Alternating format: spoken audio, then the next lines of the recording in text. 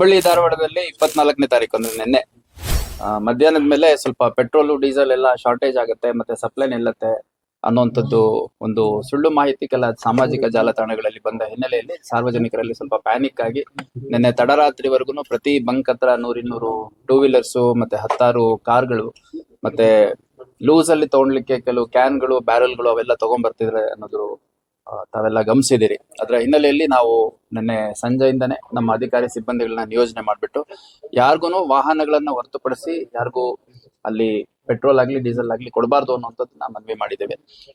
ಅದ್ರ ಜೊತೆಗೆ ನಾವು ಸಂಬಂಧಪಟ್ಟ ಇಲಾಖೆಗಳ ಜೊತೆ ಕೂಡ ಮಾತಾಡಿದ್ದೇವೆ. ಅದ್ರ ಜೊತೆಗೆ ನಮ್ಮ ಇಲ್ಲಿ ಸಪ್ಲೈಯರ್ಸ್ ಯಾರಿದ್ದಾರೆ ಪ್ರತಿ ಪೆಟ್ರೋಲ್ ಬಂಕ್ಗಳು ಬಂಕ್ ಓನರ್ಗಳ ಜೊತೆ ಮಾತಾಡಿದ್ದೇವೆ. ಮತ್ತೆ ಅವರ ಅಸೋಸಿಯೇಷನ್ ಅಧ್ಯಕ್ಷರೇನಿದ್ದಾರೆ ಅವ್ರ ಹತ್ರ ಮಾತಾಡಿದ್ದೇವೆ. ಇದ್ರ ಜೊತೆಗೆ ನಮ್ಮ IOC HPCL ಏನ್ ನಮ್ಮಲ್ಲಿ ರಿಸರ್ವಾಯರ್ಸ್ ಇದಾವೆ ಅವ್ರಗಳ ಮುಖ್ಯಸ್ಥರ ಜೊತೆ ಕೂಡ ಮಾತಾಡಿದ್ದೇವೆ. ಸೊ ಒಟ್ಟಾರೆಯಾಗಿ ನಮಗೆ ಬಹಳ ಸ್ಪಷ್ಟವಾಗಿ ನೀಡಲಾಗಿರುವ ಮಾಹಿತಿ ಅಂತಂದ್ರೆ ಯಾವುದೇ ಕಾರಣಕ್ಕೂ ಪೆಟ್ರೋಲ್ ಆಗ್ಲಿ ಡೀಸೆಲ್ ಆಗ್ಲಿ ಗ್ಯಾಸ್ ಆಗ್ಲಿ ಅದರ ಅಭಾವ ಇಲ್ಲ. ಹಂಗಾಗಿ ಯಾರು ಸಾರ್ವಜನಿಕರು ಆತಂಕಗೊಳ್ಳಬಾರದು.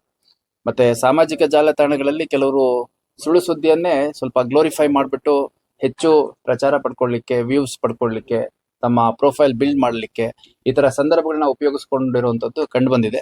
ನಮ್ಮ ಸೋಷಿಯಲ್ ಮೀಡಿಯಾ ಮಾನಿಟರಿಂಗ್ ಸೆಲ್ ಏನಿದೆ ಅದರಲ್ಲಿ ಯಾರು ಈ ತರ ಸುಳ್ಳು ಸುದ್ದಿಯನ್ನ ಪ್ರಚಾರ ಮಾಡ್ತಾ ಇದ್ದಾರೆ ಅಂತವ್ರನ್ನ ಗುರುತಿಸುವಂತ ಕೆಲಸ ಆಗ್ತಾ ಇದೆ. ಸಾರ್ವಜನಿಕರಲ್ಲಿ ಆತಂಕ ಉಂಟು ಮಾಡುವಂತ ಪ್ರಯತ್ನ ಮಾಡುವಂತವ್ರ ಮೇಲೆ ಕಾನೂನು ಕ್ರಮವನ್ನ ಕೈಗೊಳ್ಳಲಾಗತ್ತೆ. ಮತ್ತೆ ಸಾರ್ವಜನಿಕರು ಯಾವುದೇ ಆತಂಕಕ್ಕೊಳಪಡದೆ ತಮ್ಗೆ ಅಗತ್ಯ ಯಾವಾಗಿರುತ್ತೆ ಅಗತ್ಯಕ್ಕೆ ಅನುಸಾರವಾಗಿ ಪೆಟ್ರೋಲ್ ಬಂಕ್ಗಳಿಗೆ ಹೋದ್ರೆ ಉತ್ತಮ.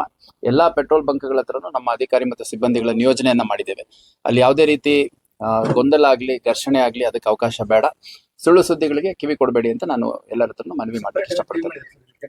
ಈಗ ಆ ಪೊಲೀಸ್ ಠಾಣೆಗಳಲ್ಲಿ ಎಷ್ಟು ಪೆಟ್ರೋಲ್ ಬಂಕ್ ಇದೆ ಅನ್ನುವಂತ ಮಾಹಿತಿ ತಗೊಂಡಿದೀವಿ. ಪ್ರತಿ ಪೊಲೀಸ್ ಠಾಣೆಗಳ ಹತ್ರ ಮತ್ತೆ ಇಂಪಾರ್ಟೆಂಟ್ ಜಂಕ್ಷನ್ಗಳಲ್ಲೆಲ್ಲ ನಾವು ಸಿಬ್ಬಂದಿಗಳನ್ನ ನಿಯೋಜನೆ ಮಾಡಿದ್ದೇವೆ. ನಿನ್ನೆ ಸಂಜೆಯಿಂದನೇ ನಿಯೋಜನೆ ಮಾಡಿದ್ದೇವೆ, ತಾವೆಲ್ಲ ಗಮನಿಸಿರ್ತೀರಿ ಮೋಸ್ಟ್ಲಿ. ಮತ್ತೆ ಜಿಲ್ಲಾಧಿಕಾರಿಗಳ ಜೊತೆ ಒಂದು ಚರ್ಚೆಯನ್ನು ಕೂಡ ಈ ವಿಷಯದ ಬಗ್ಗೆ ಮಾಡಿದೀವಿ. ಸಂಬಂಧಪಟ್ಟ ಇಲಾಖೆಗಳೇನಿದೆ ಆ ಇಲಾಖೆಗಳಿಗೆ ರ್ಯಾಂಡಮ್ ಆಗಿ ಅಕಸ್ಮಾತ್ ಯಾರಾದ್ರೂ ಸ್ಟೋರ್ ಮಾಡುವಂಥದ್ದು, ಹೋರ್ಡಿಂಗ್ ಮಾಡುವಂಥದ್ದು ಆ ಥರದ್ದು ಯಾರಾದ್ರೂ ಪ್ರಯತ್ನಗಳು ಮಾಡ್ತಾ ಇದ್ದಾರೆ ಅನ್ನೋದಾದ್ರೆ ಅಂತರ ಮೇಲೂ ಕೂಡ ಕ್ರಮ ಕೈಗೊಳ್ಳಲಾಗತ್ತೆ. ಮತ್ತೆ ಈ ಪೆಟ್ರೋಲು ಡೀಸೆಲ್ ಅವೆಲ್ಲ ವಾಹನಗಳನ್ನ ಹೊರತುಪಡಿಸಿ ಹೊರಗಡೆ ಅಕ್ರಮವಾಗಿ ಸ್ಟೋರ್ ಮಾಡ್ಕೊಳ್ಳುವಂಥದ್ದು ಅಪರಾಧ ಆಗುತ್ತೆ. ಪೆಟ್ರೋಲಿಯಂ ಆಕ್ಟ್ ಇದೆ, ಮತ್ತೆ ಬೇರೆ ಬೇರೆ ಕಲಂಗಳಲ್ಲಿ ಅದು ಡೇಂಜರಸ್ ಸಬ್ಸ್ಟೆನ್ಸಸ್ ನ ಸ್ಟೋರ್ ಮಾಡುವಂಥದ್ದು ಕೂಡ ಅಫೆನ್ಸ್ ಆಗುತ್ತೆ ನಮ್ಮ BNS ಅಲ್ಲಿ. ಆ ಥರದ್ದೆಲ್ಲಾದ್ರೂ ಕಂಡು ಬಂದ್ರೆ ಅಂಥವ್ರ ಮೇಲೆ ಕೂಡ ಕ್ರಮ ಕೈಗೊಳ್ಳಲಾಗತ್ತೆ. ಮತ್ತೆ ಸಾರ್ವಜನಿಕರು ಕೂಡ ಎಚ್ಚರಿಕೆಯಿಂದ ಇರಬೇಕು. ಈಗ ಒಂದು ಗಾದೆ ಇದೆ, ಈ ಯುಗಾದಿಗೆ ಹೋಗಿ ತಗಾದೆ ಆಯ್ತು ಅನ್ನಂಗೆ ಸ್ವಲ್ಪ ಹೆಚ್ಚಿಗೆ ಸ್ಟೋರ್ ಮಾಡ್ಕೊಳ್ಳೋಣ ಅಂತ ಅಲ್ಲೇನಾದ್ರೂ ಬೆಂಕಿ ಗಿಂಕಿ ಬಿದ್ದು ಮತ್ತೆ ಯಾರ್ದಾದ್ರೂ ಪ್ರಾಣಾಪಾಯ ಆಗುವಂತ ಪರಿಸ್ಥಿತಿ ಎದುರಾಗಬಾರ್ದು. ಆ ಥರದ್ದು ಯಾರಾದ್ರೂ ಅಕಸ್ಮಾತ್ ತಮ್ಮ ಅಕ್ಕಪಕ್ಕ ಡೀಸೆಲ್ ಆಗ್ಲಿ ಪೆಟ್ರೋಲ್ ಆಗ್ಲಿ ಸ್ಟೋರ್ ಮಾಡ್ತಾ ಇದ್ದಾರೆ ಕ್ಯಾನ್ಗಳಲ್ಲಿ ಅಥವಾ ಬೇರೆ ಬ್ಯಾರಲ್ಗಳಲ್ಲಿ, ಈ ಸಿಂಟೆಕ್ಸ್ ಬರುತ್ತಲ್ಲ ಆ ಥರದ್ದು ಡ್ರಮ್ಗಳಲ್ಲಿ ಸ್ಟೋರ್ ಮಾಡ್ತಿದ್ದಾರೆ ಅಂತ ಹೇಳಿದ್ರೆ ಮಾಹಿತಿ ಬಂದ್ರೆ ದಯವಿಟ್ಟು 112 ಕರೆ ಮಾಡಿ ಮಾಹಿತಿಯನ್ನು ಕೊಡಿ. ನಮ್ಮ ಅಧಿಕಾರಿಗಳು ಸಿಬ್ಬಂದಿಗಳು ಇಮಿಡಿಯೇಟ್ ಆಗಿ ಬಂದು ಅಂತವ್ರ ಮೇಲೆ ಕ್ರಮ ತಗೊಂತಾರೆ. ಈಗ ಏನಾಗಿದೆ ನೋಡಿ, ಒಂದು ಪೆಟ್ರೋಲ್ ಬಂಕ್ ಅಲ್ಲಿ ಸಾಮಾನ್ಯವಾಗಿ ಒಂದು 500 ಟೂ ವೀಲರ್ ಬಂದ್ಬಿಟ್ಟು ಒಂದ್ ದಿನದಲ್ಲಿ 2 ಲೀಟರ್ 1 ಲೀಟರ್ ಆ ತರ ಹಾಕ್ಸ್ಕೊಂಡು ಹೋಗ್ತಾ ಇರ್ತಾರೆ. ಒಂದು 100-200 ಕಾರ್ಗಳು ಆ ತರ ಬಂದು 5 ಲೀಟರ್ 10 ಲೀಟರ್ ಆ ತರ ಹಾಕ್ಸ್ಕೊಂಡು ಹೋಗಿರ್ತಾರೆ.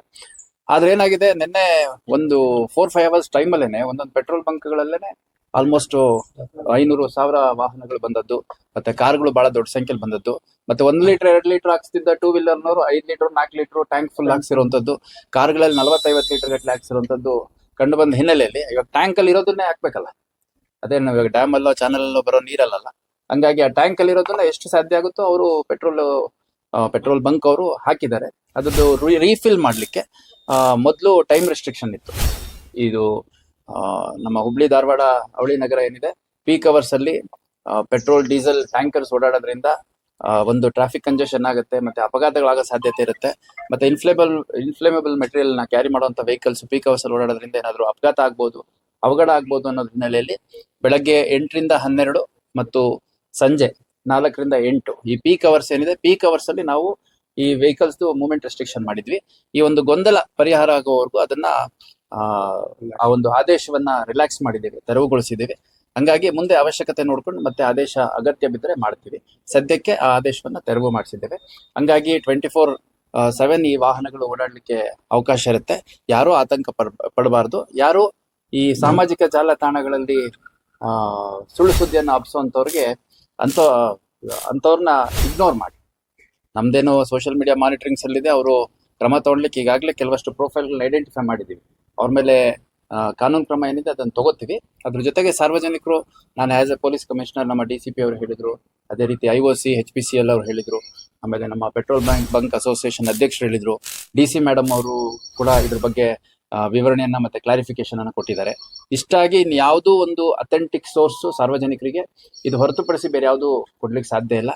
ಹಂಗಾಗಿ ಫೇಸ್ಲೆಸ್ ಅಥವಾ ಐಡೆಂಟಿಟಿ ಲೆಸ್ ಸೋಷಿಯಲ್ ಮೀಡಿಯಾ ಮೆಸೇಜ್ಗಳಿಗೆ, ವಿಡಿಯೋಗಳಿಗೆ, ಆಡಿಯೋಗಳಿಗೆ ಯಾವುದೇ ಕಾರಣಕ್ಕೂ ಕಿವಿಗೊಡ್ಬೇಡಿ. ಬಹಳ ಸ್ಪಷ್ಟವಾಗಿ ಹೇಳ್ತೀನಿ.